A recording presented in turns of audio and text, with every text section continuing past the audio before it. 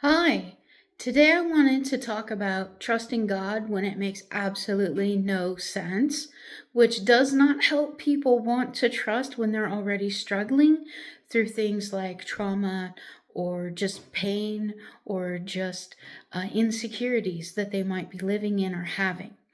And so today I wanted to talk about how we can let go and just trust God in one little thing. We don't have to let go of everything. God will lovingly help our hearts to be free and capable of letting go, but it does tend to be one step at a time. And so I wanted to talk today about one of my favorite characters in the scripture, and that is Naaman. And you find him in 2 Kings chapter 5. And I'll just quickly give the story. So Naaman is this general who gets leprosy, and he doesn't really know what to do. And he's a high commander, and he does not want his people to know that he has leprosy because it was a sign of weakness. And so what we find in the story is that he gets sent over to Israel, and the prophet Elisha is telling him, hey, you're going to need to dip yourself 7 times in the Jordan River. And when you come out, you will be clean. Well, if you know anything about the Jordan River, it was muddy. It was gross. It was not something that a high commander was going to want to do. He did not think that this made any sense at all. Why would I put my diseased skin into a dirty waterway and expect to come out clean and healed? And he even said, don't I have better rivers over where I live?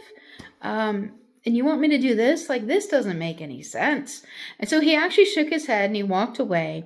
But it was a good advisor that he had who said, hey, why don't you give this a try? I'm totally paraphrasing this, by the way. Why don't you just give it a try? What do you got to lose, kind of? And so Naaman goes back and he dips himself 7 times in the Jordan River. And on the 7th time he came out, he was completely free of the leprosy. You see, sometimes God asks us to obey him when he's asking us to trust him in areas that absolutely make no sense whatsoever. And it's a matter of faith, but it's also a matter of trust. Because we can have great faith in who God is and what he does, but it's hard to have our nervous system get on board with what our spirit wants to do. And that reminds me of when Jesus told his disciples, the spirit is willing, but the body is weak. God understands that we are weak. God understands that some of us have a better ability to just change on a dot and do exactly what we're supposed to do, and we've got really good control over our emotions. I am not one of those people. And so God lovingly and tenderly reaches my heart, holds me as the precious daughter that I am, and he walks with me through the trauma, through the untrust. And that is why it is really important for us to realize God's not asking for perfection. He's just asking for all of our heart. And it's okay if we give it to him piece by piece, because any movement forward is progress.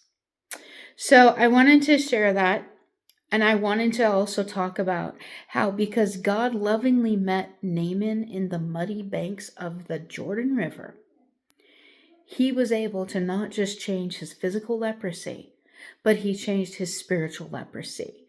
You see, Naaman was not an Israelite. He was an outsider. He was a Gentile. And yet God decided, I'm going to heal this man. And the response is he became an Israelite after that. He became somebody who believed in the one true God. And it ignited his faith.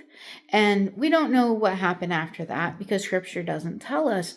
But it leaves us with this understanding that this man, because of God's grace, because of God's gentle grace and healing him, and healing his pride, to be honest, was able to transform him into being a man that knew God directly and was learning to trust him in the big things and in the little things.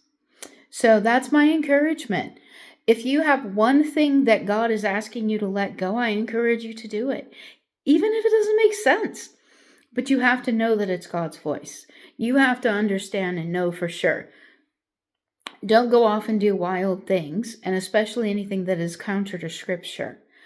You have to have that peace of knowing you are hearing God. And when you are hearing him in that small voice, trust him when he's asking you to step out of your comfort zone.